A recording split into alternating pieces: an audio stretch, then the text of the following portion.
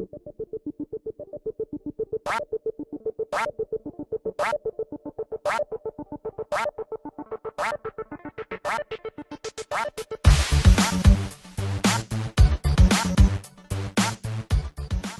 everybody, welcome to a special edition of Murphy's Law. This is going to be Murph's Guide to Newbie Collecting.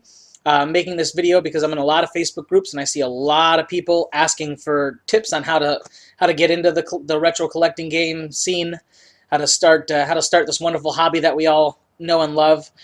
So I've decided to share my knowledge that I've accumulated over the last couple of years in this video. I've broken it down into two sections. I've broken it down into tips for collecting and tips for game hunting. So without further ado, we'll get into it. Tip number one, have fun. These are video games. They're entertainment. They are meant for enjoyment. They're not supposed to be stressful. If you find yourself getting stressed out collecting video games, you're not in the right hobby, or you just need to sit back and take a break. You have to have fun doing this. It's fun to go out and find the games. It's fun to play them when you get them. It's fun to swap games with other people. You've got to be able to have fun. If you can't have fun doing this, you're doing it for the wrong reasons and you need to get out of it. Number two, there's no wrong way to collect. You can collect whatever you want. You can collect how you want. There's people that just collect stuff that they had as kids. There's people that are trying to go for, the entire North American Nintendo library, which is very expensive, by the way. You can't go wrong. They're your games. You're the one having fun with this. So don't let anybody tell you how to collect. I started out, if you watch any of my very first couple of videos, I started out just going for stuff that I enjoyed. When I ran out of stuff to pick up that was cheap enough that I enjoyed, I started going after games that I've never played, but were cheap enough and had good reviews and stuff like that. So just go after what you want. Don't let anybody tell you you're wrong. If you want to collect every single version of Madden there is, do it. That's a super cheap collection, but there's no wrong way to do this, and that brings me into my next tip is know what you want to collect. I would suggest if you're just getting into this and you don't know a lot about retro games. When I got into it, I still knew a little bit. I knew a little bit about retro games. I knew a little bit about the values, so I had an idea where I wanted to go. I'd pick one or two systems to start off with. Buy the systems, make a list of games that you're really interested in, make a list of games that are games that you want immediately, and then games that are planned for the future. I've got a list like that, where stuff like Rescue Rangers 2, and very possibly, at one point in my life, maybe a Little Samson for the Nintendo is off in the future. And if you are new to collecting, you're watching this video, Little Samson is a very late release Nintendo game. It's quite expensive, and they're very hard to find. So make a list of what you want and make a list of what you want later. And that'll help you stay on track and stay focused.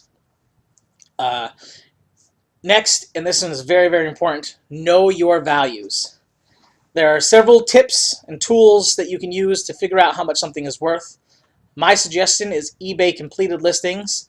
Buy it nows is what I use. Some people use auctions. You can do an average of both. But this will show you exactly what somebody is willing to pay. Instead of just guessing. Then what you want to do when you're calculating value of what to spend yourself is take into account fees and shipping costs and stuff like that. So don't be dumb about it. Don't just look at the highest price things and that must be what it's worth. And don't just look at the lowest price thing and say that must be what it's worth. Try and average it out. Do your research. A little advice. I would not use video game price charting, or pricecharting.com, I think is what it is. It's a website that averages out eBay, half.com, and Amazon sales for video games and then gives you that number as an average. There are a couple things wrong with this website. First of all, the person who owns it also owns an online video game store. So there's a little bit of conflict of interest. If he wants something, to be worth money, he can just change that number if he wants. I'm not saying that he does that, but it's certainly a possibility. Another thing is it doesn't take into account shipping. It doesn't take into account to the fees. It just takes the last number it sold. But it also it doesn't catch every sale. And because it's averages, so say you have a game that's $50. Everyone agrees it's a $50 game. One of them sells for $100 on a fluke because somebody got into a bidding war. And then on another fluke, one of them sells for 30 cents because nobody placed the bid but the opening dollar bid or whatever. That's going to throw the average way off. So that can really screw with that number that you get from that website. On top of all that, it also doesn't take into account when games are sold as a group. So say there's a game like Pilot Wings. It's like a $5 game, $8 game, whatever its value is right now. I haven't looked in a while. You got Pilot Wings, but it's sold with Super Mario World and something else. So it takes, and that lot sells for 40 bucks. Then it's going to take that number and put a $40 sale within the average of Pilot Wings because it doesn't know how to separate. So it's very, if you're going to use it with a grain of salt, a very big grain of salt. I've used it on occasion to do quick checks to make sure I'm not paying way too much, but don't use it as an end-all be-all tool to decide the value of your games because it is not 100% accurate. I'd say it's maybe 50% accurate. Oh, and another thing about that is if something doesn't sell in a very long time because it uses averages. So if something only sells 1 a year or 2 a year, and the numbers are different, that's going to really screw up the value, especially if it's something super rare. So just be careful when you're doing that. On top of that, don't worry about rarity and value. I see so many people getting into collecting going, is this worth anything? Is this rare? Is this valuable? That's not what this is about. I mean, yes, there are people out there who collect for value, and they brag about collecting, and they're like, oh, I've got $3 million worth of games. But I feel that's not what this is about. It's supposed to be about fun. It's supposed to be about having a bookshelf full of games that you want to play at any given time. Yes, I have games that are valuable. I brag about having games that are valuable. But that cannot be why you're doing this. If you're going after it for value, then my tips aren't going to help you because my goal is to help you get the games you want to play, not help make you rich. This isn't about collecting things to sell. This isn't about, building up this huge amount of valuable games and rare games. I want you to have fun doing the hobby that I enjoy doing. I'm trying to share that with you. So try not to worry about if something is rare, if something's valuable, because it'll drive your mind insane. You're going to see games that you owned as a kid, and you're going to go, well, I had that game. It's worth this much now. Don't do that, because then you're going to want to start hoarding games. It's going to drive you insane. I've seen so many collectors go, well, sealed version of this game is now worth, $300, so I'll buy 2 copies. Why would you buy 2 copies of the game? Buy one, play it, leave it alone. So try not to worry about rarity and value in terms of collecting. When you're doing a trade with somebody or you're buying something, then you want to know what how much to pay and stuff. But as far as going after a collection, don't collect for value. It's the worst kind of collecting. It'll drive you crazy. Don't overpay. This goes in with knowing your values. There's a lot of people that overcharge for a lot of things. A lot of local game stores I see people take pictures of, and they're way overpriced. Now, value, for the most part, is relative. If a copy of Sonic 2, which is on average a $4 or $5 game, is worth $10 to you, by all means pay $10 for it. But just know that more than likely, if you're going to, if something is higher than its average, you can find it for that average later on. So that goes in with my next tip is be patient and be persistent. You got to be patient and wait for the games that you want and not just snag everything at retail value. A little bit of conflicting messages, I know, because my next tip is going to be don't be afraid to pay retail. But what I mean is you've got to balance it all out. If you go after everything retail, you're going to burn through all your money, and you're not going to, it's not going to be fun. The point of hunting is to try and find deals. Sometimes there's just that 1 or 2 games that you absolutely have to have that you're willing to pay retail for. I did that with my copy of DuckTales 2. I bought a gift for myself. It's not something I don't really think I'm going to see in the wild, and at a local game store it would be $150 or so. So I paid $100 for my DuckTales 2, gift to myself, very happy with it. So don't be afraid to pay retail, but also try not to overpay. It's hard to balance the two, but if you follow the rest of the steps, then it's not impossible. It's just, if you see something, if there's something, there's a lot of people who have area-specific things. Like my area is saturated with Nintendo 64 stuff, and everybody wants it. So it's pretty easy for me to find Nintendo 64 stuff around here.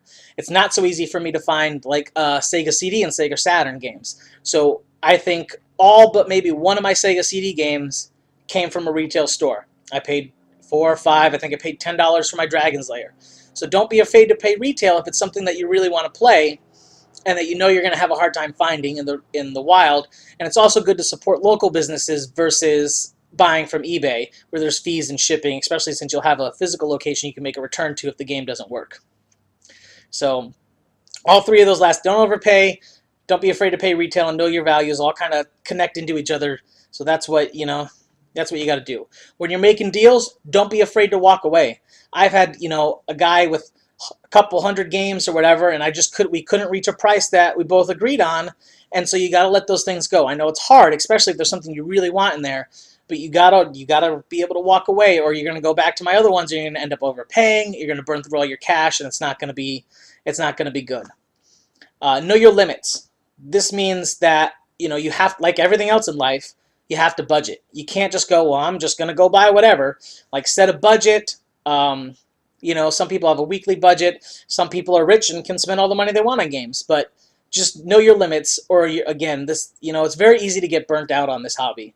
It can get frustrating, so you got to know where you're at and where your limits are at. So try and keep that in mind. Another good tip is to pick up cheap doubles. If you see a game in like a thrift store for like $2 that you already own, don't be afraid to pick it up and use that later as trade fodder. Trading is a really good way to build a collection. I'll talk about that a little bit more in the hunting section of the video. Excuse me. So pick up cheap copies of games that you already have, because eventually somebody will want them. Be prepared to organize. Have a bookcase or some sort of storage, shelves on the wall, however you want to do it, but be prepared. These collections, when you first start, will grow quickly.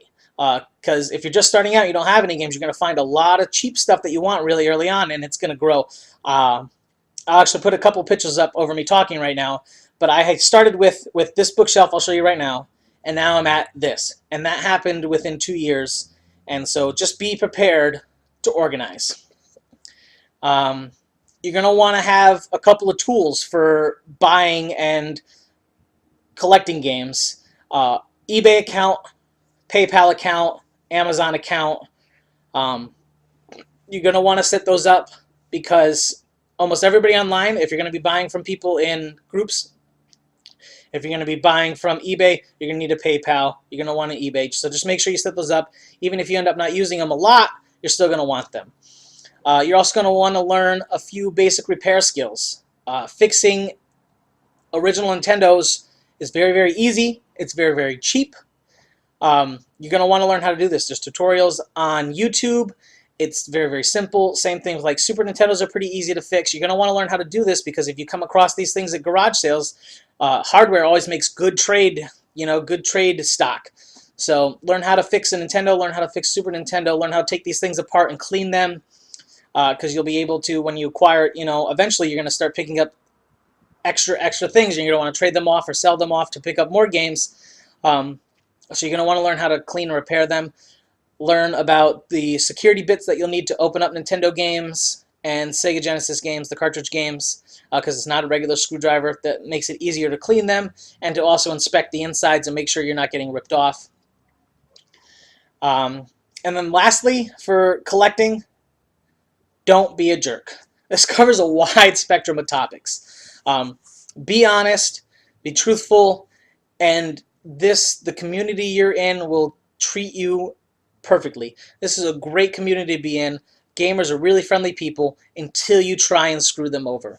As an admin of a gaming page, as an admin of a gaming group, I've seen a lot of shady deals. There's people out there that will ask you to PayPal them, and then they won't send you any games. There's people that'll do trades with you and then keep your games and not send theirs. And it's just, you don't want to be one of those guys. Don't get greedy. Just don't be a jerk. There's a little bit of etiquette. If you join a new Facebook group, don't just post, hey, I want these games. A lot of these groups, they like talking about games. They like talking about collecting. So introduce yourself. Let them know who you are. Let them know what you're after. Like, hey, my name is Jay. I really like collecting for the Nintendo and the Sega Genesis. These are some of my favorite games. Thanks for having me in a group. Wait a little bit before you jump in there trying to sell or trying to buy stuff right away, or else these people get angry at you and they'll kick you out. Be careful with how much you post about asking questions. I know if you're new to this, and I haven't covered something, or there's something you're really not sure about, it's very tempting to ask, but just be careful how much. I see people post pictures that they've taken from Value Village, and like, how much are these games worth? It's like, again, this goes back to one of my first tips is, If you're worried about the value that much, then you're in the wrong hobby. Instead of posting a picture saying, "Hey man, I really want to know how much these games are worth," just say, "Hey, are these games fun?" Worry about the enjoyment of it. Don't worry about how much value is in something. It's okay to have a game that's only worth $2 if you enjoy playing it. I've got plenty of them. A lot of the Nintendo library, the original Nintendo library, can be had for under $10, and there's some great games out there for that cheap. So you've got to be, don't be a jerk. Be honest with everybody when you're trading someone. Let them know the condition of it. Don't try and cheat anybody out of anything. And this hobby will take you far, and you'll make a lot of great friends. I think that's all I have for the collecting aspect of it. If you have any other questions, please comment, and I will respond to them and let you know. I'm going to move on to the hunting tips. First, where to find these games. That's the question I get asked the most when I post my pictures in these groups. Where do you find these games? Remember, you've got to be persistent, you've got to be patient. You've got to be patient enough to find the deals, and you've got to be persistent enough to check stores often. The main places you're going to find these are thrift stores. The chain thrift stores, Value Village, Savers to some of you guys, Goodwill, Salvation Army, they're getting wise to the fact that these games are valuable, and they're marking things up, sometimes way beyond retail, which, remember, don't be afraid to walk away. So the chain stores can be hit or miss, but you've got to check them often. Don't be afraid to ask. This is one of my other hunting tips. Don't be afraid to ask. If you're inside a Goodwill, ask one of the employees, "Hey, do you got any other video game stuff in the back?" They might have a cart that they're about to bring out, and then you'll get first dibs. But also check the mom and pop thrift stores. These you'll hit games a little less because they're lesser known, but usually they're able to price things lower because they don't, excuse me, they don't really check the value. Every once in a while you run into one of those stores that just prices everything way too high, and you'll have to walk away. But the mom and pop thrift stores are the ones that you're gonna hit the best on. Garage sales. When you're gonna garage sale, hop onto Craigslist like Thursday night. Look at the ones that are happening Friday and Saturday. Plan out a strategy. Pick 2, 3, 4 sales that you want to go to. Try and look for ones that start at different times. Some of them start at 7 or 8. Some of them may start at 9 or 10. And then pick what towns they're in. Because where I live, I can start in this town that's 1 or 2 towns over from my house and work my way back to where I live and hit up 4 or 5 garage sales as they're starting. And again, when you're at a garage sale, don't be afraid to ask. Ask the people running it, "Hey, do you have any video game stuff that you want to get rid of?" Sometimes they just didn't even think about it, and they got a tote of it in the back, and they just want to, haul it off to you. So thrift shops, garage sales, eBay is tricky, and you can either end up with great deals, retail deals, or overpaying. Auctions are going to be your best bet for getting deals, from what I found. You don't want to bid until the very end of the auction, because if you bid and somebody else wants it, you're going to hit a bidding war, and then it's going to get to retail really quickly. So if you wait until the end of the auction and bid, then you're good to go. If it's a rare game, make sure you ask the seller to take pictures of the board.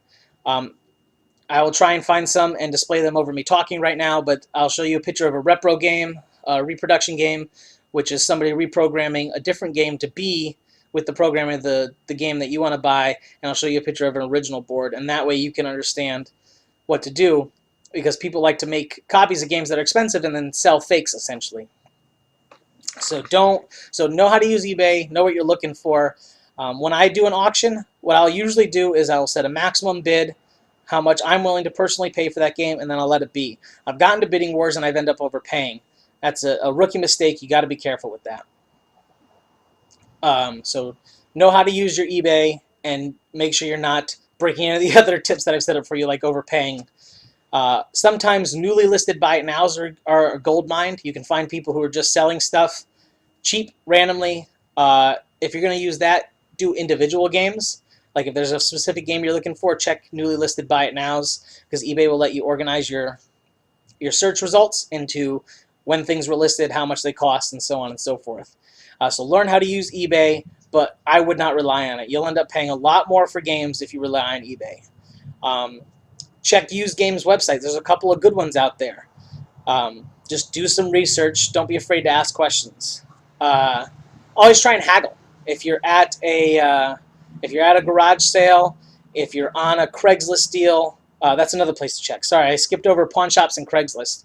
Craigslist has a video game section, but also check electronics and collectibles, and then sometimes free stuff. So you want to go through Craigslist video games first, then electronics, collectibles, and sometimes free stuff. People are just like, I got this Nintendo, I don't want it. Who wants it? So those are where you want to check. Pawn shops, every once in a while, some of them don't even take the older games. Some of them do. In my state, there's a chain of pawn shops called Cash America. Most of them take the older games, and they sell them all at a flat rate. So sometimes you find a really good deal, sometimes you don't. Sometimes these people look things up on eBay and charge the highest price, and that's when you're going to want to walk away.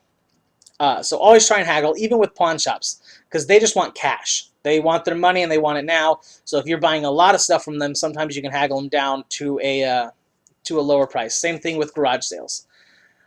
Be open to trading. Trading is by far the easiest way to build a collection fast. This is where picking up the doubles of games that you already have comes into play.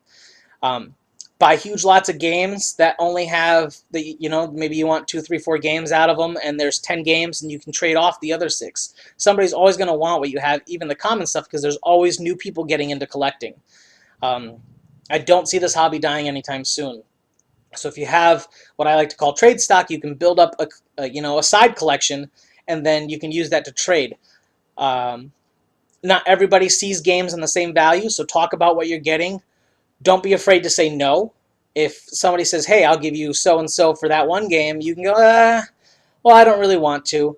But this where being an honest and not being a jerk comes into play. Just communicate with the person, let them know, and most of them will be like, okay, cool, man, we can't make a deal, no big deal. So yeah, just make sure you're open to trading, because that's going to be the easiest way to build up. And there's some people who only trade. There's some people that only sell, but there's also some people that only trade. So having an extra trade stock built up and ready to go is great. Some manners, crap, I can't remember the word I'm looking for. Some etiquette, there you go. Some etiquette while trading. Sometimes if you're new to a group, you'll be asked to send your games first. Just check with the admin of the group on how it works. If you have any questions, if you have any concerns, always talk to the admin, because usually the admin of the group will know who's a trusted seller and who's not. You've got that solid group of 5, 10 people that are always trading, and everyone can verify for them and vouch for them. Some of the groups, the one I'm in, the one I admin, has a list of verified sellers. There's a lot of scammers out there that have been identified and blackballed from the community, and the only groups they're in are their own. I'll tell you, actually, so there's 2 people you want to look out for sure. There's a guy named Jesse DeLuca who's been caught scamming a lot. He's all over Facebook. He joins all these groups. We've banned him. We as a collective of group admins have banned him from all our groups. He only admins his own. He's been caught scamming people, sending them empty boxes and other really shady stuff, making PayPal claims after he gets sent games, stuff like that. And Trevor Hansen, who is just crazy. He's crazy. He's rude. If you question anything he says, he'll flip out on you. Stay away from those 2 people, and you'll be fine. You're going to want to check local buy-sell trade pages. Almost every county in my state has its own Facebook page for trading and selling. And then there's people here who use that instead of Craigslist, and sometimes, most of the time it's either used clothes, books, DVDs, stuff like that, but every once in a while you run into some video game stuff, and sometimes there's really good deals on there. That's really all I can think of off the top of my head. I have this kind of written down on a notepad file on the side here. That's all I can really think of. Again, if you have any questions, comment, send me a private message through YouTube. I will make sure to respond to you. I want everyone who's trying to get into this, who's watching this video, to have fun collecting. Please have fun collecting. That's what this is about. It's about fun. It's not supposed to be stressful. It's not supposed to be a pissing contest between, gamers. My collection is bigger than yours. Just have fun. You'll meet some awesome people, and you'll be able to play some awesome games. That's all I really have for you guys. As always, fight evil, play video games.